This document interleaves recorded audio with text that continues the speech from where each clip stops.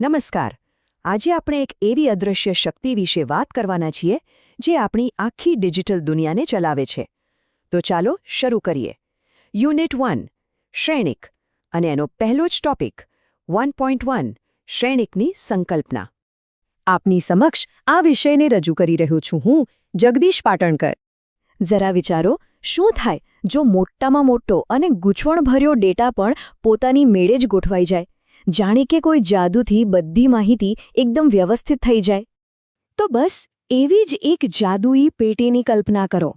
એક એવી પેટી જ્યાં આંકડાઓ ખાલી પડ્યા નથી રહેતા, પણ તેને હાર અને સ્તંભમાં એટલી સરસ રીતે ગોઠવવામાં આવે છે કે તે શક્તિશાળી ગણતરીઓ માટે એકદમ તૈયાર થઈ જાય છે.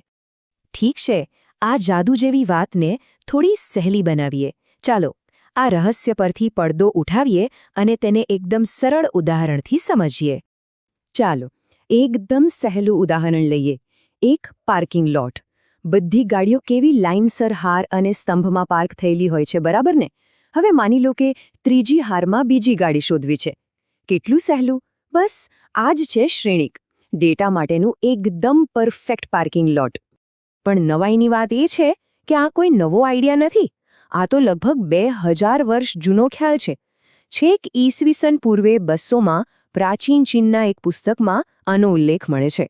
પછી ઘણો સમય વીતી ગયો અને 1858માં બ્રિટિશ ગણિતશાસ્ત્રી આર્થર કેલીએ તેને એક ગાણિતિક માળખું આપ્યું અને એમના જ મિત્ર જેમ્સ સિલ્વેસ્ટરે તેને નામ આપ્યું મેટ્રિક્સ. અને આ નામ પાછળ પણ એક મસ્ત વાત છે. મેટ્રિક્સ શબ્દ લેટિન ભાષામાંથી આવ્યો છે, જેનો અર્થ થાય છે ગર્ભ. મતલબ કે એક એવી જગ્યા જ્યાંથી નવી નવી ગણતરીઓનો જન્મ થાય. કેટલું અદ્ભુત છે નહીં? તો ચાલો હવે જોઈએ કે આ જે સામાન્ય ગ્રીડ જેવી દેખાતી વસ્તુ છે એ ખરેખર આપણી આખી દુનિયાને કેવી રીતે ચલાવી રહી છે. આ છે એની અદૃશ્ય તાકાત. વિડિયો ગેમ્સમાં જુઓ, જ્યારે કોઈ કેરેક્ટર આમથી તેમ ફરે છે ત્યારે એક રોટેશન મેટ્રિક્સ આંખના પલકારામાં એની દરેક મૂવમેન્ટ અને દરેક વળાંકની ગણતરી કરી લે છે. બધું જ તરત જ. કે પછી ગૂગલ સર્ચ, ત્યાં તો અબજો એન્ટ્રીવાળો એક જંગી શ્રેણિક હોય છે જે નક્કી કરે છે કે કઈ વેબસાઇટ પહેલા નંબરે દેખાશે. આનું સ્કેલ તો વિચારની પણ બહાર છે. અને ઇન્સ્ટાગ્રામ ફિલ્ટર્સ, આપણો ફોટો જે છે ને એના દરેક પિક્સેલ્સ પોતે એક શ્રેણિક છે અને એના પર બીજો એક શ્રેણિક લાગુ પડે છે જેનો આખો લુક જ બદલી નાખે છે. અને વાત અહીં જ નથી અટકતી. ક્રિપ્ટોગ્રાફીમાં, એટલે કે ગુપ્ત સંદેશાઓમાં મિલિટરીના સિક્રેટ મેસેજને એન્કોડ અને ડીકોડ કરવા માટે પણ શ્રેણિકનો જ ઉપયોગ થાય છે. તો સમજો કે આ ખાલી ગણિત નથી, આ તો સિક્યોરિટી છે.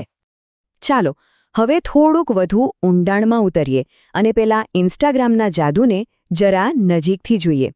જાણીએ કે આ બધું ખરેખર કામ કરે છે કેવી રીતે. તો જુઓ, આ ફિલ્ટરની પ્રોસેસના ફક્ત 3 સ્ટેપ છે. પહેલું, આપણો ફોટો પોતે જ એક શ્રેણિક છે જેમાં દરેક પિક્સેલ એક નંબર છે. બીજું, જે ફિલ્ટર આપણે લગાવીએ છીએ એ પણ એક ખાસ શ્રેણિક છે જેમાં નવા લુક માટેની બધી સૂચનાઓ હોય છે. અને ત્રીજું, અને સૌથી મહત્વનું, આ બંને શ્રેણિકનો ગુણાકાર થાય છે અને બસ જાદુ થઈ જાય છે. એક જ ઓપરેશન, પણ એની અસર જુઓ કેટલી અલગ અલગ. જેમ કે બ્લર ફિલ્ટર, એમાં શ્રેણિક શું કરે?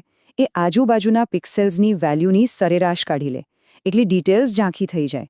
અરે એનાથી ઉલટું, શાર્પન ફિલ્ટર, એ આજુબાજુના પિક્સેલ્સ વચ્ચેનો કોન્ટ્રાસ્ટ વધારી દે જેથી કિનારીઓ એકદમ ઉભરીને દેખાય. તો પછી આ ફેસ ફિલ્ટર્સ કેવી રીતે કામ કરતા હશે? વેલ, અહીંયા 2 શ્રેણિક કામે લાગે છે. એક ડિટેક્શન મેટ્રિક્સ હોય છે જે ચહેરા પર આંખ, નાક જેવી જગ્યાઓ શોધી કાઢે છે. અને બીજો હોય છે ટ્રાન્સફોર્મેશન મેટ્રિક્સ, જે પેલા સ્ટીકરને એ જગ્યા પર પરફેક્ટલી ફિટ કરવા માટે નાનું મોટું કરે છે અને ફેરવે છે. તો સવાલ એ છે કે આ બધું જાણવું કેમ જરૂરી છે? કારણ કે શ્રેણિક એ આવનારા સમયમાં આપણી એન્જિનિયરિંગ સુપરપાવર બનવાની છે. પછી ભલે એ સિવિલ એન્જિનિયરિંગ હોય, જ્યાં બિલ્ડિંગની મજબૂતાઈ ચકાસવી હોય, કે પછી મિકેનિકલ, જ્યાં મશીનના પાર્ટ્સ પર કેટલું દબાણ આવશે એ ગણવું હોય, ઇલેક્ટ્રિકલમાં કોમ્પ્લેક્સ સર્કિટ સોલ્વ કરવી હોય, કે પછી સોફ્ટવેરમાં, જ્યાં ઇમેજ પ્રોસેસિંગથી લઈને મશીન લર્નિંગ અને કોડિંગ સુધી બધું જ હોય. આ બધે જ શ્રેણિક એન્જિનિયરનું સૌથી પાવરફુલ ટૂલ છે. સાચું કહું તો આર્થર કેલીએ પણ કદાચ ક્યારે સપનામાંય નહીં વિચાર્યું હોય કે એમનો આ ગ્રીડનો સિમ્પલ આઈડિયા એક દિવસ આખી ડિજિટલ દુનિયા પર રાજ કરશે. આ એક નાના અમથા વિચારથી શરૂ થયેલી એક મોટી ક્રાંતિની કહાની છે. જો આપને આ જાણકારી રસપ્રદ લાગી હોય તો કૃપા કરીને આ રજૂઆતને શેર કરો, લાઇક કરો અને કોમેન્ટ કરો. અને હા, અમારી ચેનલ ધી સિલેબસને સબસ્ક્રાઇબ કરવાનું ભૂલતા નહીં. આભાર.